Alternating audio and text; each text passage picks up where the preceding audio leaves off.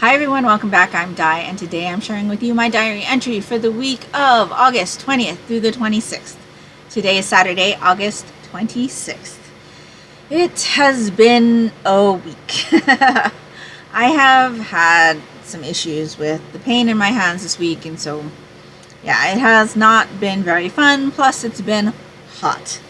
So yeah, not a great week, but I was able to read a bunch because I had my manga club meeting on Thursday. So I have a couple of manga titles to talk to you about today. I'm in the middle of my last two novels for the Orilium Magical Readathon. So I'll tell you where I am with those. And then I did receive a few things because I was shopping for a cause. Plus I got my bi-monthly skein of my Kindred Spirits Yarn Club.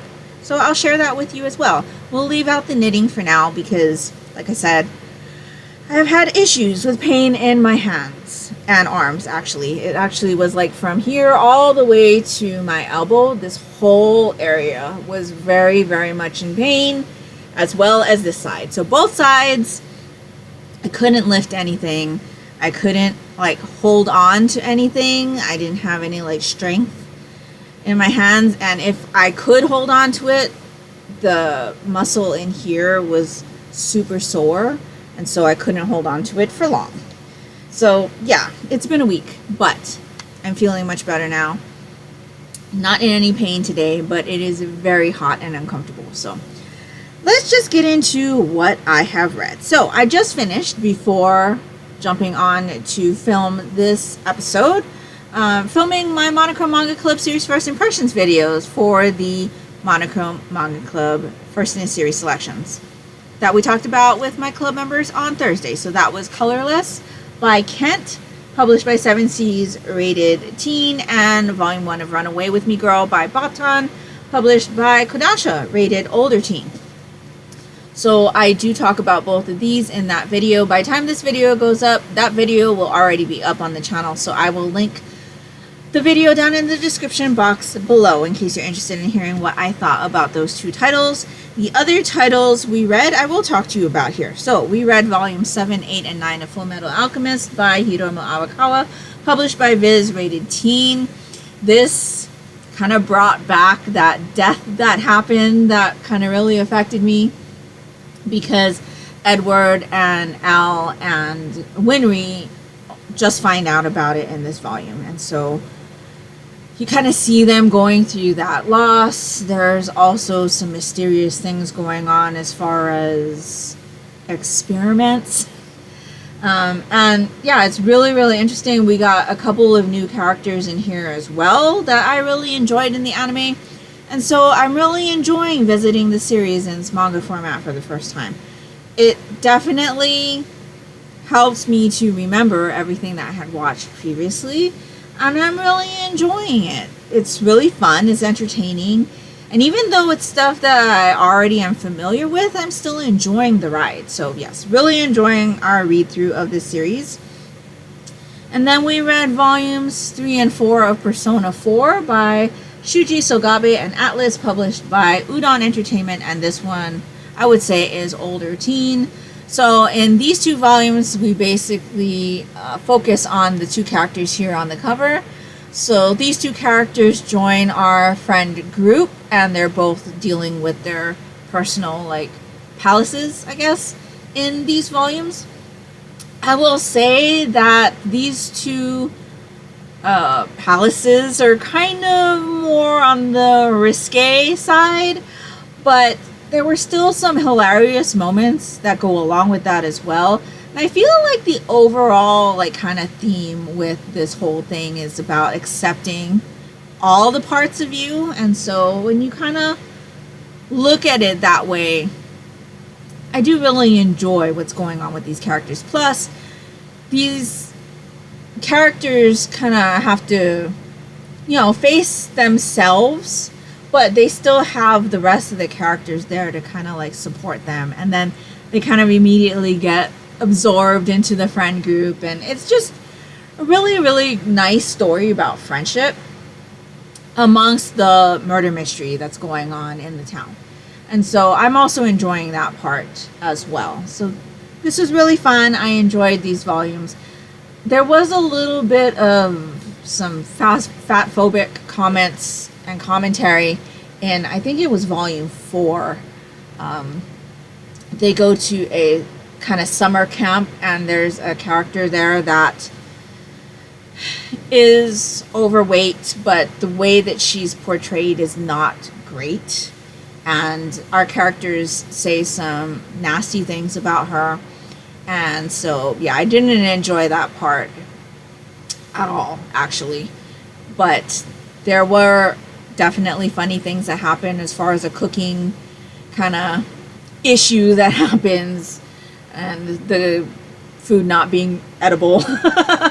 But yeah, other than the character and the things that happened around the overweight character in volume 4, I enjoyed everything else that happened in these 2 volumes. This is a pretty old series though, and there are definitely some outdated sentiments that go on in here, but yeah, it's still worth mentioning that there is that in volume 4. So other than that, for the Monochrome Manga Club, I did finish Out of the Earth by Jake Bible. This is the first series in the Out of the Earth series, and it was for one of my Orilium Magical Readathon classes. I believe it was for Elemental Studies. Yes, Elemental Studies, Earth in the title. So I had found this one to fit that. It is a story about a super volcano that is active in Yellowstone National Park, and it's like spewing clouds of ash.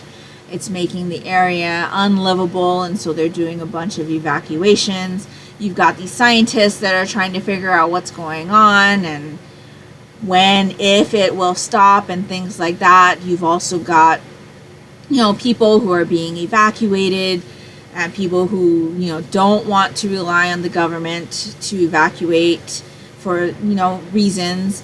And then you've got this FBI agent who seems to be looking for somebody amongst the chaos that's going around and just won't let up. And he's not a great guy either. So there's kind of a lot of things going on. This story has multiple POVs, and it's full of action, because another thing that is kind of happening with the volcano is that these creatures are coming out of the volcano and wreaking havoc. And so there's kind of just a bunch of stuff going on. So I finished the first installment this week. I listened to it on audiobook. It was available from Hoopla through my library. If you have Kindle Unlimited, it is available on Kindle Unlimited as an ebook. I no longer have Kindle Unlimited, so I listened to it entirely on audiobook. I will say the narrator was interesting, definitely entertaining, and kept my interest throughout, even though there is a storyline in this series that I am not enjoying. So the FBI agent is, like I said, looking for somebody, but he is also one of those people that are super religious and believes that they can do whatever they want because they believe in God, and God understands why they're doing what they're doing. I hate characters like that.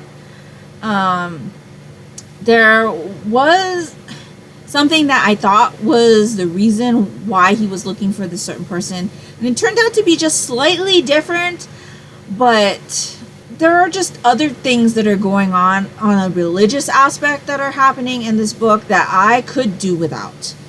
I am not enjoying little quips like that and any of the content that comes with it. In fact, I don't understand why that storyline was even necessary to have in a book like this, because there's so much going on. I mean, you could have had a really great book without this super religious guy. And it's not only him, but we get him the most. But there was no reason for me that it should even be there. It didn't add anything to the story for me. Then tick me off. But I did enjoy everything else that happened. I liked seeing, things that happen when people are kind of scared. Things that happen when people are taking advantage of a situation. And the scientists trying to figure out, what's going on? What's causing this? Will there be any more creatures? How do we take out the creatures? And then you've got the military aspect, and how they're trying to kill off the creatures and figure out how to best deal with them and things like that. And so this book kind of ends in the middle of the chaos. There's no conclusion or anything. This is a 4-book series, and I do think that I'm going to continue on to the next one. Maybe not right away, but I think I will. Definitely interested in seeing how they deal with all of the monsters. I'm interested in seeing what happens with the scientists and how they figure out how or when this is going to stop, the volcano and all of that, and a couple of the different character groups that we're meeting. I'd like to see how they deal with the things that they're experiencing, and then kind of one of the revelations that had happened within the book about a certain group of characters that we were following. There was kind of like a revelation that happened towards the end of book 1 that I'm interested in seeing what's going to come of that. So overall, I would give this one a 3-star. I would probably never read this again, but it was definitely entertaining and interesting to listen to. Nice way to pass the time during lunch, other than the super uber religious people that are in the book. I did have a nice time. It's a fun creature feature type of thing, and if you're interested in that type of monsters and apocalyptic happenings and things like that, I would recommend this one, especially if you're not bothered by the religious talk and stuff like that. So that's everything that I finished this week. Now I am in the middle of my last 2 novels for the Orilium Magical Readathon, and I don't think I'll have a problem finishing these. But one of the other classes that I need to finish, paper is over here, was for shape-shifting. So that is a book that has vampires in it. I had originally thought that I was going to read Vampire Dormitory, but I decided that now was a good time to finish up the Crave series by Tracy Wolff. So I am reading this. I am really, really enjoying it. This definitely doesn't have as much of a quest aspect, though, because I am past the halfway point right now, and they just started their quest. Now, there were reasons why they couldn't start until here. Definitely still interesting things that happened leading up to them starting the quest, but they just started their quest. And so I foresee that from here on out, it's going to be a really, really fast read. This book just read fast for me anyway. Like I had said last week, it's one of those where, you read a chapter, you finish a chapter, and then you're like, oh, one more chapter. It's very, potato chippy, but the chapters are so fast that it makes it really easy to just say, okay, one more chapter. And then all of a sudden, you've just read, 20 chapters. But I'm really, really enjoying this. And I'm interested to see what's going to come of their quest, if they're going to be successful and things like that, because like I said, this is the last book in the series. This is the Walmart edition, so after I finish this book, there is some special content. I believe the Walmart edition, the special content has to do with the Shadow Realm, which is where our characters were earlier in this book. And then I'll have my Barnes & Noble copy, which has the Dragon Court extra content, and then I have the Target edition, which has the Vampire Court extra content. So I'll still have extra content to read, but yeah, I'm really, really enjoying this. So I don't think I'm going to have any problem finishing this soon. I did kind of listen to part of the audiobook as well after I finished Out of the Earth, because I didn't want to start something else. I'm on chapter 78, page 374. And so, yeah, Really enjoying this one. Looking forward to seeing how that's going to end. I believe the spin-off series, the first book, should be coming out in September. So I'm really looking forward to that as well. And then the other thing that I just started, and this technically isn't needed for my classes, but it's for the impling that you can obtain.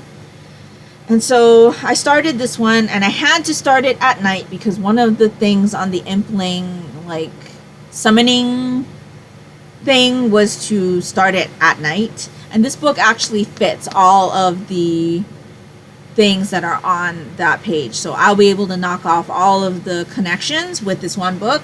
That's Five Nights at Freddy's Fazbear Fright, volumes 1 and 2. So this is a bind up of volumes 1 and 2 by Scott Cawthon, Ellie Cooper, Andrea Wagner, and Carly Ann West. So, fun fact about this edition, I picked this up at Sam's Club when I was in Hawaii last year, and this edition is nowhere to be found on the internet.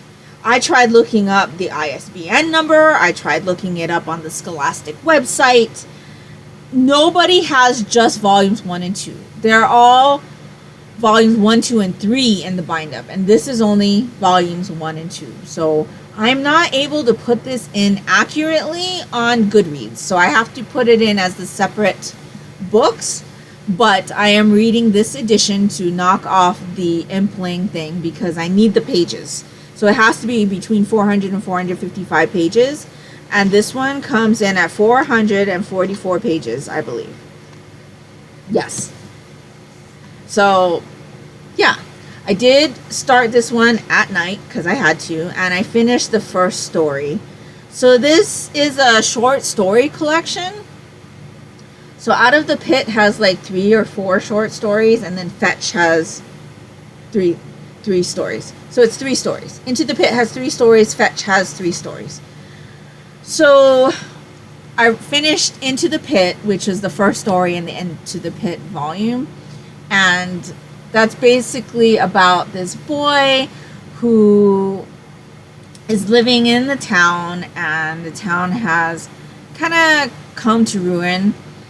A lot of the people that were living there before had jobs at this particular place, and that place closed down, and so all of those people lost their jobs, and most of them moved away. For a better life, better jobs, cheaper like living expenses and things like that. And so our kid that we're following in this first story has kind of lost all of his friends. His parents decided to stay in the town because his mom has a steady, good paying job, and his dad is the one that lost the job. And so he's kind of like working, I think it's a fast food job or something like that. It doesn't make as much money as he was making at his previous job, but it's what he can do for the time being because things are just bad in the town. And this kid is on summer vacation, and he is kind of feeling resentful that their family no longer has as much money, resentful that they're struggling, resentful that he's now friendless and has to spend summer vacation alone because both of his parents are working. And so he kind of, over the summer, starts this routine. He goes to the library, he reads a couple of books, and then he goes to the local pizza joint and has a slice and a soda, and then his dad comes and picks him up from the pizza joint.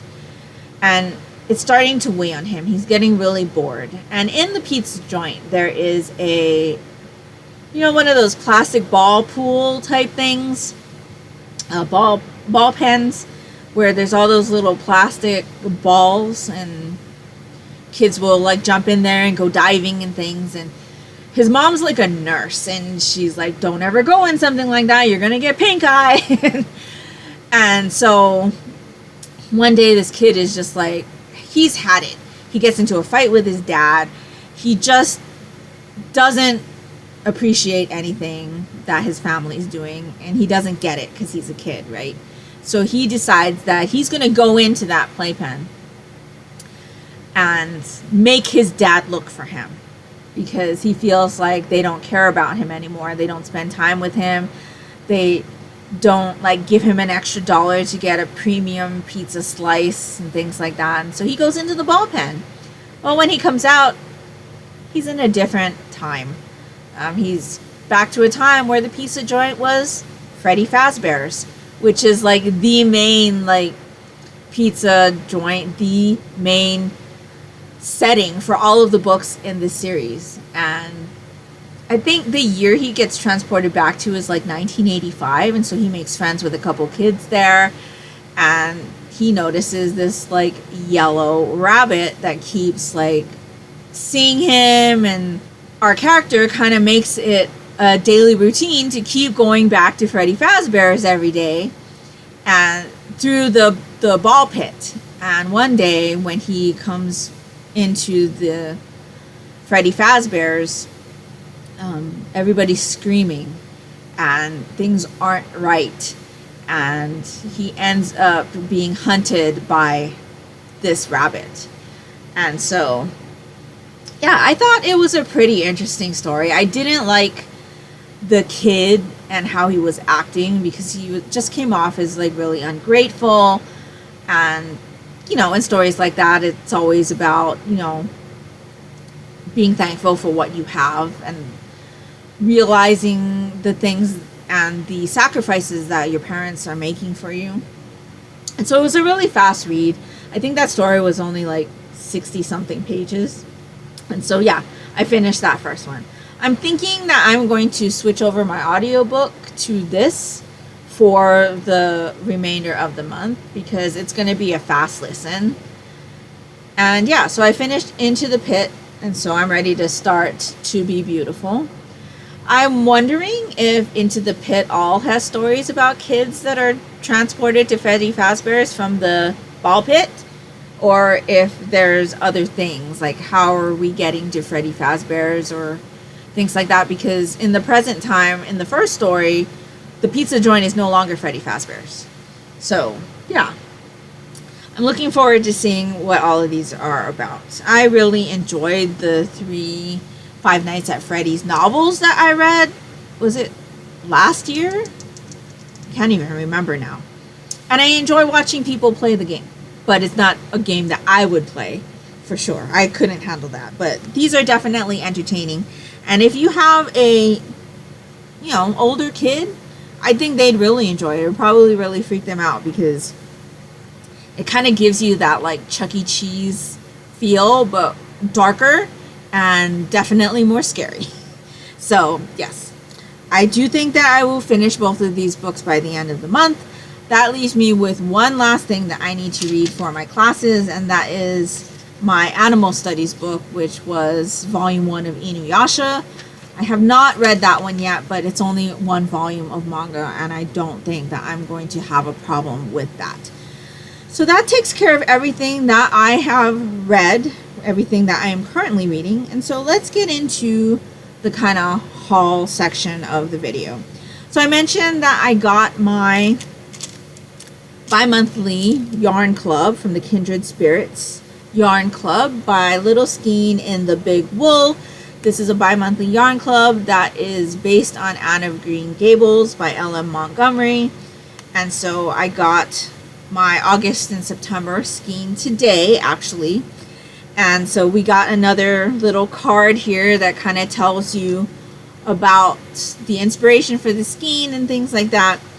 And so the name of the skein for the month of September was Depths of Despair. And if you know Anne of Green Gables, or you've watched the Sullivan Entertainment miniseries, it's an iconic line. It's an iconic line. She tells Marilla, "I'm in the depths of despair," and she's all dramatic. And so this says a little more about the Anne of Green Gables inspired colorway I created for you. "You're not eating anything," said Marilla sharply, eyeing her as if it were a serious shortcoming. Anne sighed. "I can't. I'm in the depths of despair." This phrase is one of the best recognized among Anne lovers. To bring it to life, I decided to play on the word depths, and to bring to life ocean depths of deep greens and blues. I also pulled from the real life fact The Prince Edward Island beaches are well known for the blue and green sea glass that collects on the shore. So it says that her mood board and the final colorway photos are shared on her Instagram. And so, yes, I could not be happier with this skein because, as you know, this is one of my favorite colors. It is a tonal teal. And I could not be happier. So I'm definitely going to need to look for a special skein, a special project for this skein. I think I have a skein that's like a charcoal gray that might go really nicely with this, but I think I have also set it aside with a couple other skeins. We'll just have to see. But gorgeous, absolutely gorgeous. And so that is The Depths of Despair by Little Skein in the Big Bowl. So other than that, I do have a couple other things that I have gotten recently.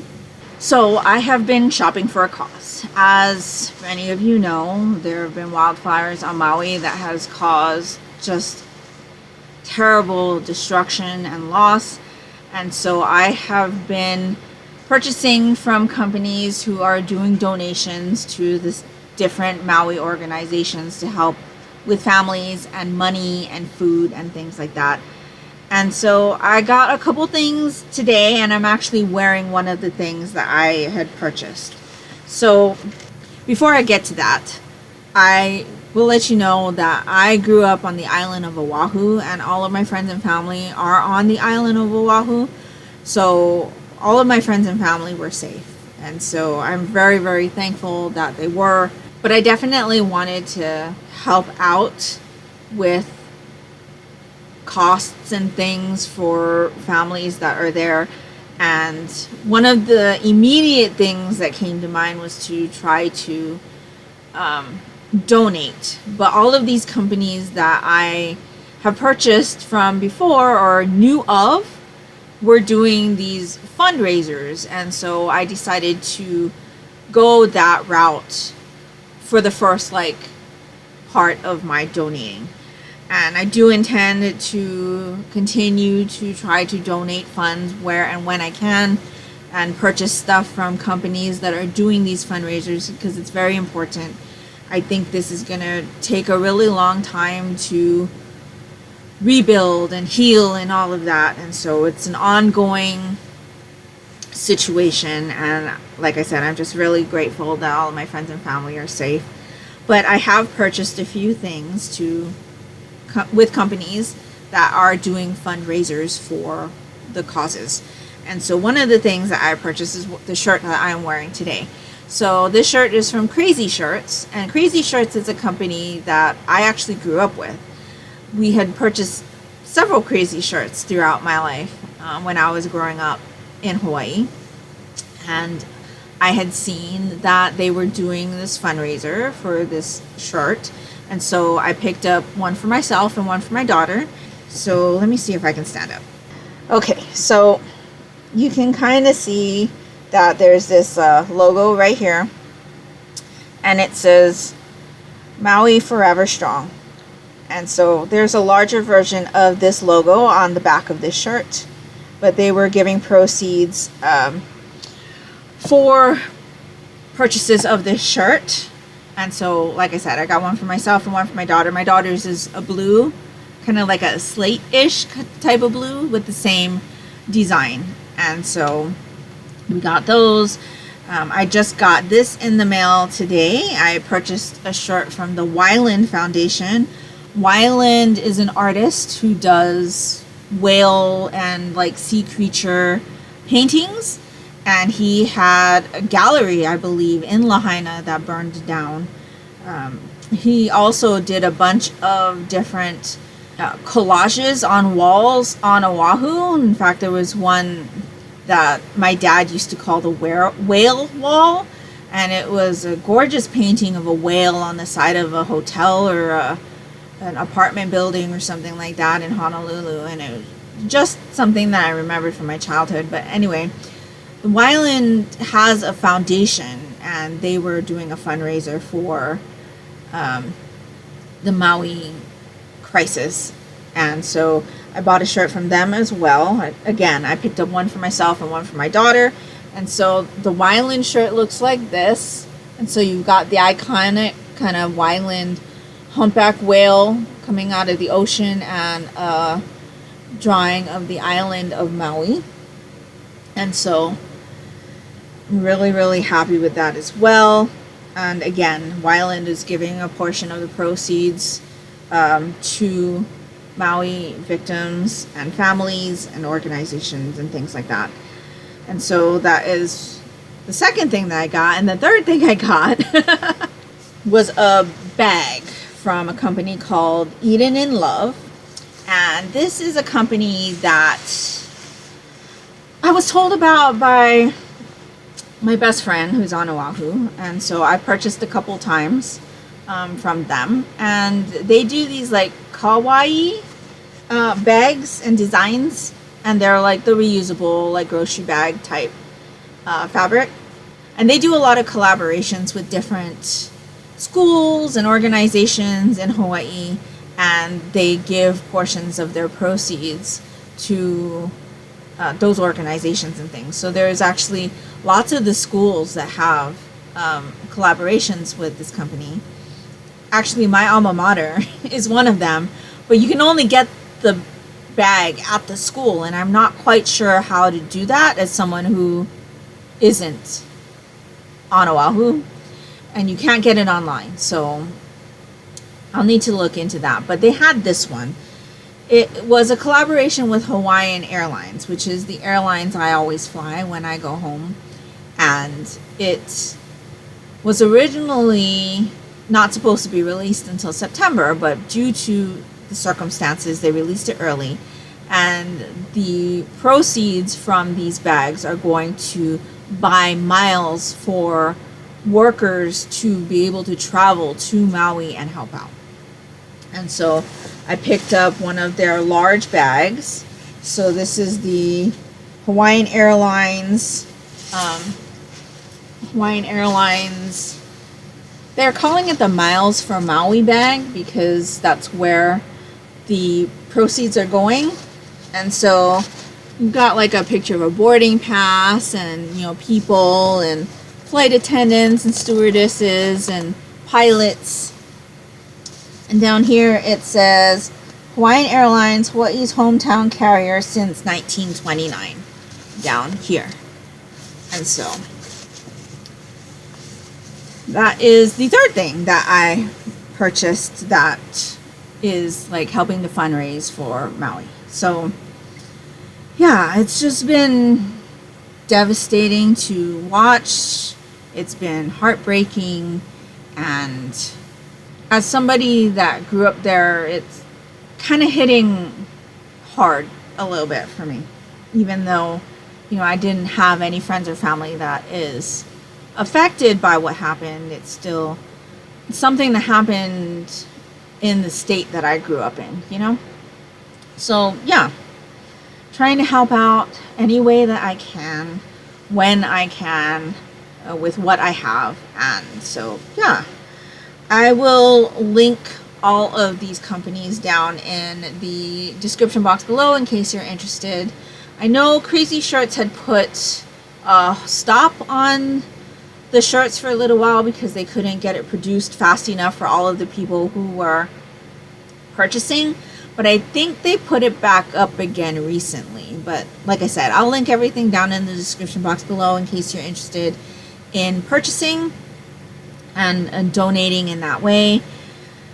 And yeah, I think that's pretty much all I have to share this week. So we're in our last week of August.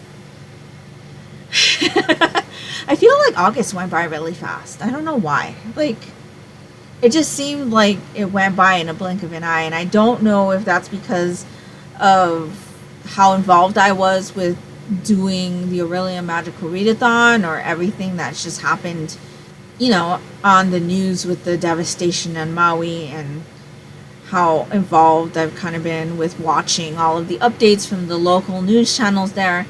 And yes, I do watch the YouTube videos from the local news channels in Hawaii.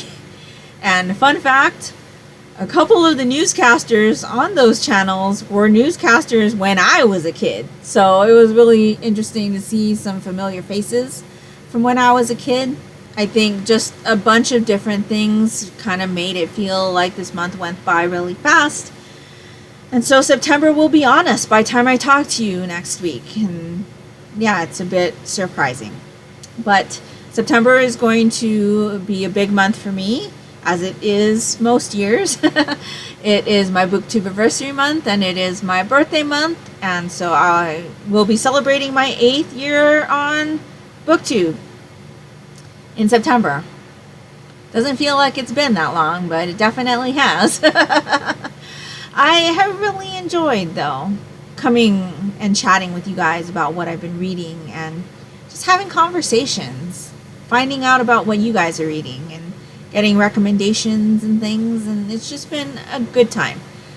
And so, yeah, we'll be celebrating that early in the month. I think September 3rd is the actual date, and then my birthday is in the mid to late September. And so, yeah, lots of things to look forward to in the month of September. Anyway, that's pretty much all I've got for you today. Let me know down in the comments below what you've read this week. Are you going to be able to finish up your Orilium Magical Readathon prompts if you're participating? If not, what have you read this week, and have you enjoyed it? And let me know also if you are going to be participating in any readathons in the month of September. Like I had said last week, I will be participating in the Seasonathon Academy readathon. And again, I will link the announcement video from my friend Amy at A-Star Reads down in the description box below in case you're interested.